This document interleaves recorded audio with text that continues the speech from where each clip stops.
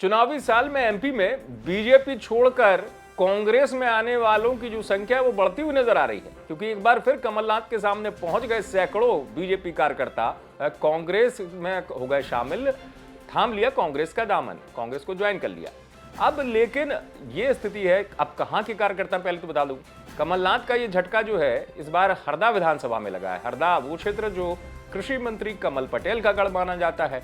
यहां जो आए करीब 200 कार्यकर्ता बताए गए, 200 कार्यकर्ता ऐसे हैं जो कमल पटेल के करीबी बताए गए और उन्होंने कांग्रेस का दामन थाम लिया। इतना ही नहीं, इस कार्यक्रम में सागर जिले के नरियावाली से विधायक हैं प्रदीप लारिया, उनके चचेरे भाई जो हैं वो भी कांग्रेस में शामिल हो गए। ये बात निकलकर सामने आई।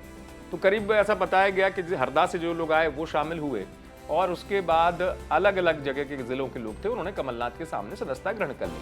लेकिन ऐसा क्यों हो रहा है कि चुनावी साल में बीजेपी छोड़ ये नेता जो है कांग्रेस का दामन थाम रहे हैं? अपनी परिस्थिति कोई बता रहा है, कोई बता रहा है कि बीजेपी में मन नहीं लग रहा है क्योंकि सुनी नहीं जा रही है।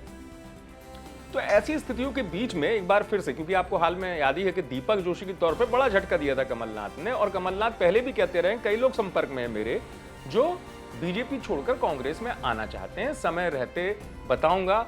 लोग लगातार बीजेपी नेता मुझसे संपर्क कर रहे हैं। क्या स्थिति है? हालांकि सबकी अपने स्थानीय समीकरण होते हैं, बीजेपी से नाराजगी की वजह उनकी अपनी व्यक्तिगत भी हो सकती है, लेकिन पार्टी को इतने वर्षों तक साथ रह के छोड़ के चले जाना, वो भी चुनावी साल में, कुछ और भी इशारा कर रहा है। समझा जा सकता है कि आखिरकार क्यों कांग्रेस की तरफ ये रुझान बढ़ रहा है बीजेपी नेताओं का। स्थानीय स्तर पर कहा जाता है कि हर किसी की इच्छा होती है, बड़ा नेता अगर कोई हो जाए कि टिकट मिल जाए, टिकट मिलना संभव होता नहीं है। लेकिन इन तमाम स्थितियों में कमलनाथ जो कह रहे थे कि अभी बीजेपी के और लोग भी शामिल होंगे, लग ऐसा रहा कि बीजेपी के और भी लोग शामिल हुए हैं और एक बार फिर कांग्रेस ने बीजेपी को झटका दे दिया है। भोपाल से आप तक एक बार पहुंचाई है हमारे संवाददाता इज़हार हसन खान ने। आप देखते रहते हैं।